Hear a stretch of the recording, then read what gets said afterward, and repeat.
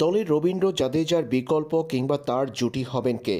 ঠিক এই কথায় ইঙ্গিত করে চেন্নাই সুপার কিংস নিজেদের অফিসিয়াল ফেসবুক পেজে এক পোস্ট করেছে, যেখানে রবীন্দ্র জাদেজার ছবিটি স্পষ্টভাবে দিলেও সাকিব আল হাসানের ছবি কালো করে দিয়েছে চেন্নাই সুপার কিংস। সাকিবের ছায়া ছবি আপলোড করেছে চেন্নাই। সাকিব ভক্তদের অবশ্যই বুঝতে বাকি নেই এটা যে সাকিব আল হাসানের ছবি। চেন্নাই সুপার কিংস ইঙ্গিত দিয়ে রেখেছেন বিশ্বসেরা অলরাউন্ডারকে দলে ফেরানোর চেষ্টা করবে তারা।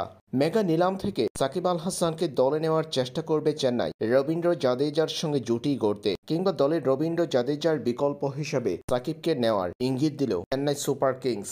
নিজেদের অফিসিয়াল ফেসবুক পেজে এমন চাঞ্চল্যকর পোস্ট করেছে চেন্নাই। চেন্নাইয়ের সেই পোস্টের কমেন্ট সেকশনে সাকিব ভক্তদের কমেন্টের ছড়াছড়ি। বিশ্বসেরা অলরাউন্ডারের ছবি দিয়ে কি ইঙ্গিত করেছে চেন্নাই সুপার কিংস সেটা বুঝতে বাকি নেই সাকিব ভক্তদের। রবীন্দ্র জাদেজার সঙ্গে সাকিব আল হাসানকে দেখতে চাই বলেও লিখেছে অনেকেই। 2025 সালের আইপিএলের মেগা নিলামে সাকিব আল হাসানের ভিত্তিমূল্য 1 কোটি রুপি। বিশ্বসেরা অলরাউন্ডার এরই মধ্যে আইপিএলের নিলামকে সামনে রেখে ফ্র্যাঞ্চাইজি ক্রিকেটের কথা মাথায় রেখে নিজের ফিটনেস নিয়ে কাজ করছে। যেহেতু আন্তর্জাতিক ক্রিকেটের বাহিরে সাকিব আল হাসান, তাই ফ্র্যাঞ্চাইজি ক্রিকেট দিয়েই ক্রিকেটে নিজেকে টিকিয়ে রাখার চেষ্টায় তিনি। এর আগে আইপিএলে আরও বেশ কয়েকটি দলে খেলেছিলেন সাকিব।